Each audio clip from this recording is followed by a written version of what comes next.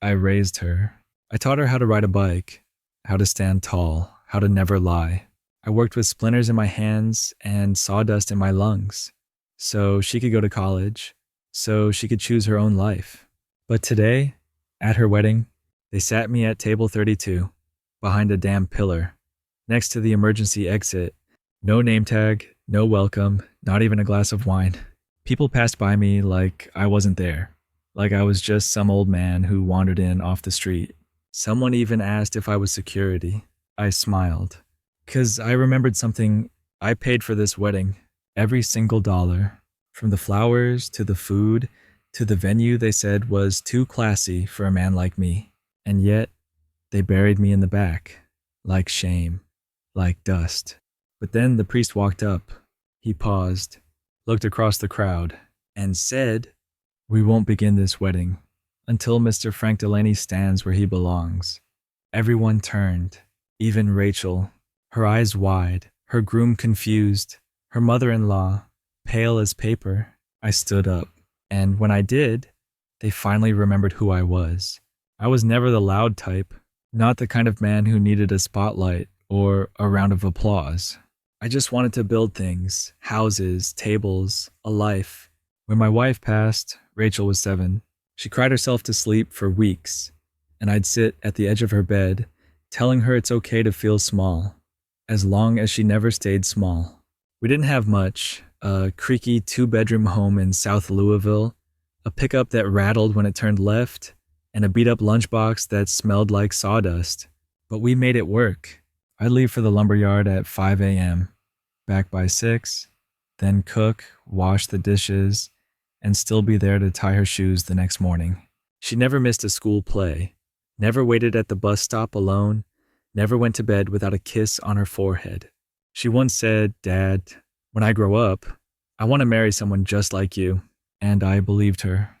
I believed every word, until the words stopped coming, until the calls got shorter, until the distance wasn't just miles. It was silence.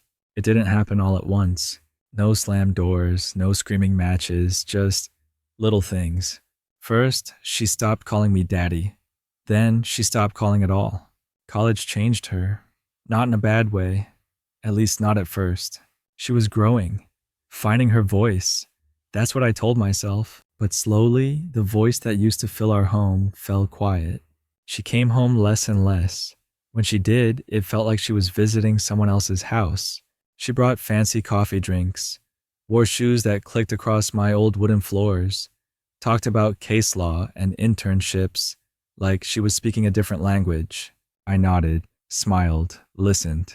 But inside, I felt like a bench left outside too long. Weathered, faded, no longer needed, just there. Then she met him, Miles. Slick hair, polished shoes, words like legacy and merit-based networks spilled from his mouth like oil from a broken engine. I shook his hand. He gave me fingers, not a grip, just fingers. He never looked me in the eye, and from that day on, neither did she. I wore my best shirt, pressed it twice, polished my boots, even trimmed my beard. Rachel said it was just a casual dinner, but when I walked into that house, it felt like walking into a museum. Marble floors, glass sculptures, silence that smelled like money. Miles' father, Charles, extended a hand. Not warm, not cold, just corporate. He looked over my shoulder before he looked in my eyes. His wife, Evelyn, smiled tight. The kind of smile that says, "I hope he doesn't touch the furniture." They offered me wine. I asked for coffee. They blinked, like I'd spoken Kentucky backwards. Dinner came on plates I swear had never been used. Steak with names I couldn't pronounce. Tiny greens stacked like origami. I brought a peach cobbler. Homemade, still warm, wrapped in foil. Evelyn didn't touch it. Said she was gluten sensitive. Miles laughed. Not at the joke, at me. They asked if I was retired. I said no, I still build decks and fix fences. Charles chuckled, then said, "Well, every family needs someone handy, I suppose." Rachel didn't say a word, just swirled her wine, eyes fixed on her plate, like I was some childhood memory she'd rather not explain. The invitation came in a white envelope. No return address, no handwriting, just glossy printed words. I opened it slowly, held it like it might bite. The Delaney family cordially invites you. Not Frank, not Dad, just the Delaney family. I searched for my name, front, back, envelope, nothing. Even the RSVP card had no checkbox for father of the bride.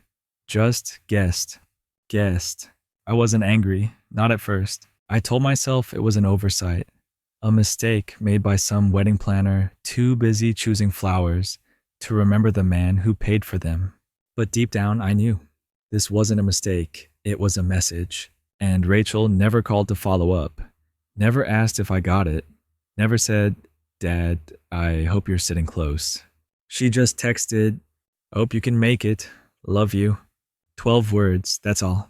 I sat in my shop that night, the invitation on the bench, my hands covered in paint from a cabinet I'd been restoring.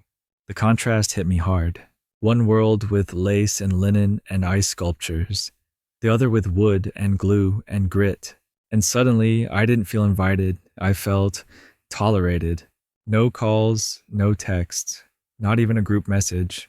The night before the wedding, and I was the only one not accounted for. I kept checking the phone, more out of habit than hope. The last message from Rachel was 4 days ago. See you soon. I stared at those words like they were written in a language I no longer spoke. I ironed my shirt again, laid out the same boots I wore to her graduation, polished the wedding ring I still hadn't taken off, even after 15 years. The house was too quiet, just the hum of the old fridge and the creak of my knees as I paced the floor. I made a sandwich, didn't eat it, watched the game on mute, didn't care who won. At 4:30 a.m., I loaded the truck. Threw the gift in the back, a wooden box I carved by hand. Inside was the first pair of baby shoes Rachel ever wore. Polished, preserved, still smelled like cedar. I drove through the dark, no music, just road. 2.5 hours to a wedding where no one expected me to speak, to walk, to mean anything at all. But I was still going, not for them, for me. I arrived 10 minutes early, parked near the back, walked in alone. No one greeted me, no usher, no clipboard, just music too loud and smiles too fake. I looked for my table, checked the list twice. Frank Delaney, table 32. I walked past the fountain, past the ice sculpture, past our high school teacher, and the neighbor who used to borrow our lawnmower. Then I saw it. Table 32, tucked behind a support pillar, next to the restroom sign. Too close to the swinging kitchen door that slammed every 60 seconds. One seat, no name card, no wine glass, just a lukewarm water and a napkin folded wrong. A waiter passed by. Young kid. Nervous. He said, "Sorry, sir. This seat wasn't supposed to be used." I nodded, sat down anyway. Watched the slideshow of Rachel's life play on the screen. Not one photo of me. First steps, school play, graduation. I was there for all of it, but not here, not today. Someone walked past and whispered, "Is he the driver?" I smiled. No one saw it. But inside, something cracked. Not loud, not sudden, just the sound of being erased. Very, very quietly. I was halfway through my second glass of warm water when he approached me. Black robe, soft shoes, eyes like someone who had seen too much but said too little. "Mr. Delaney?" His voice barely above the hum of a champagne toast. I nodded. He handed me a white envelope. No name, no seal, just wait. He didn't wait for questions, didn't explain, just walked away, silent as he came. I held it in my hands for a while, felt the paper like it might know the answer before I did. Then I opened it. One folded page, familiar handwriting. Curved, careful, cursive I hadn't seen in over a decade. It was hers, Margaret, my wife, gone 15 years, but somehow still speaking. The letter wasn't long, but every word knew exactly where to cut. If they forget who you are, remind them whose blood built that girl's backbone. If they erase you, stand taller than the pages they tore. At the bottom, just 3 words. Stand your ground. I folded the letter back, slipped it into my coat pocket, and took a slow breath. For the first time that day, I wasn't cold anymore. The music faded. Not all at once, just low enough for the clinking glasses to take over. The slideshow ended. A polite applause rose, then disappeared like steam. And then the priest stepped forward. He tapped the mic. Once, twice. The echo filled the room like a warning shot. "Before we begin this union," he said, "I've been asked to call someone forward." Chairs creaked, heads turned. Even Rachel lifted her eyes from her champagne. The priest scanned the room, then locked eyes with me. "Mr. Frank Delaney," he said, "please join us up front." Silence. Not respectful, not ceremonial. It was the kind of silence that weighs, the kind that presses down like shame. I stood up, buttoned my jacket. Some gasped, some whispered. One man coughed, loudly, like to cover the tension. I walked slowly, deliberately, like a man who'd waited his whole life to finally not be invisible. As I reached the aisle, I caught Evelyn's face. Lips tight, eyes sharp, hands frozen mid-toast. Rachel looked confused. Her groom looked annoyed. And me? I didn't smile, didn't wave, didn't say a word. But inside, I was no longer the man behind the pillar. I reached the front, took the microphone, held it like I was holding a nail before the final hammer. No music, no claps, just air thick with questions. "I wasn't planning to speak today," I said. "But since we're all here," I pulled the envelope from my coat, the same one the priest gave me, slid out 2 sheets of paper. My voice didn't shake, didn't rise, just steady, cold, clear. "This is the payment agreement for today's ceremony," I began. "Venue, flowers, catering, music, photography." I paused. Every line item, every cost, paid in full by Frank Delaney. People shifted in their seats. A fork clinked against a plate. Somewhere, someone whispered, "Oh my God." "But there's one clause," I continued. "Page 2, Section 3. I turned the page. "The person funding the ceremony," I read, "reserves the right to determine who walks the bride down the aisle." Gasps. Rachel stood halfway up. Miles tried to grab her hand. She pulled away. I didn't look at them, just folded the contract, placed it on the table next to the wedding book, and said, "I may not have a seat at your table, but I paid for the damn table."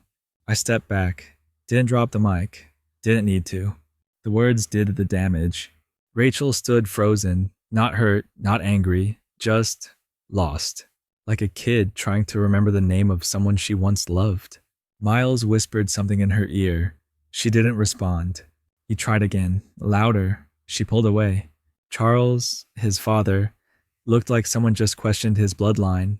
His lips moved, but nothing came out. Evelyn covered her mouth, as if gasping would make it go away. I turned to face the crowd. Some looked down, some stared straight ahead. A woman near the back clapped once, then stopped, realizing no one else joined. And me? I was still calm, still standing, still wearing the same boots they didn't want near the main aisle. The priest nodded at me. Not approval, just acknowledgement. Then he cleared his throat. "Shall we continue?" Rachel didn't sit. She just whispered, "Dad." But I didn't answer. Not yet. I just looked at her, held that moment, let her feel the silence I'd swallowed for years. The priest stepped forward again. He wasn't holding a Bible this time, but a folded piece of yellowed paper. "I was asked to read this," he said, "on behalf of Margaret Delaney." Rachel looked up, stiff, pale. The priest opened the letter. His voice cracked once, then steadied. "Rachel, if you're hearing this, it means your wedding day has come. I wish I could be there. Not for the photos, but to see if you remembered the man who made this possible." Rachel's hand trembled. "Your father worked every Sunday for 6 years to save for this day. Even after I died, he still believed in it. He believed in you." The room held its breath. If he's sitting alone, if his name isn't on the program, if he wasn't the one to walk you down that aisle, then I failed you. Someone gasped. "Because no matter who you marry, you only get one father." Silence. Rachel covered her mouth. Tears fell fast, uncontrolled. Real, Miles whispered again. She didn't hear him. She was somewhere else. Back in that little kitchen in Louisville, her feet on his boots, dancing to a song neither of them remembered the name of. I didn't say a word. I walked down the aisle, each step heavier than the last. Rachel didn't move. Tears stained her dress, but she didn't run, didn't hide. She just waited. When I reached her, I looked at her hand.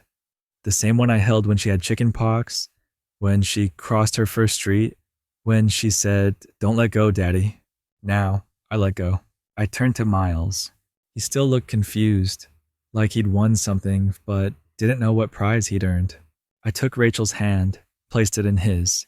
My fingers didn't shake. My eyes didn't blink. Take care of her, I said. Better than I was treated today? He nodded, barely. I stepped back.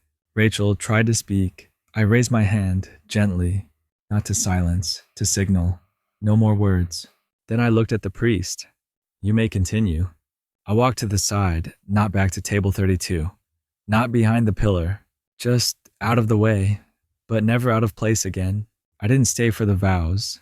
Didn't wait for the cake. Didn't listen to the first dance. I just walked, straight down the aisle. Past the guests, past the looks, past the whispers. I didn't look back. I reached table 32, my glass still half full, still warm. I reached into my coat pocket, pulled out a small wooden box, cedar, hand-carved.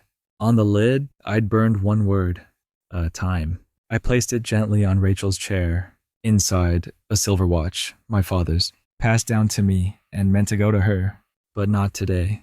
Next to it, I left a note. 4 words, nothing more. Time's up, Dad. I turned, walked out the side door, past the kitchen, past the caterers who didn't know my name, past the valet who didn't offer to park my truck. The sun was still high, but for me, that day was already done. I didn't slam the door, didn't make a scene, because sometimes the loudest goodbye is the one that doesn't ask to be heard. A week passed, no calls, no apology, just quiet. Then one morning, a knock. I opened the door. Rachel stood there, no makeup, hair pulled back, eyes red. She held the wooden box. Didn't say anything at first, just stood there. I didn't invite her in. She didn't ask. We sat on the porch, the same one I built the year she turned 10. She finally spoke. They're not talking to me. I didn't respond. They said I embarrassed the family. Still nothing. She looked down at the box. I didn't know, Dad, about the letter, about the contract, about everything. I nodded. Not with anger, just finality. She held up the watch. I don't want this yet, she said. Not until I've earned it. That's when I looked at her. Really looked, and I saw her again. Not the bride, not the woman chasing legacy. Just Rachel, my kid, lost, trying to come home. But I didn't say, welcome back. Didn't hug her. I just stood, walked to the screen door, opened it, and said, there's coffee on the stove. If you're staying, you can pour your own. Have you ever been erased, not with words, but with silence, with a seat in the back, with no name on the invitation? Have you ever stood in a room full of people and felt like furniture, like you built the whole house only to be locked outside? Some of us don't shout. We don't fight. We just remember and walk away when it's time.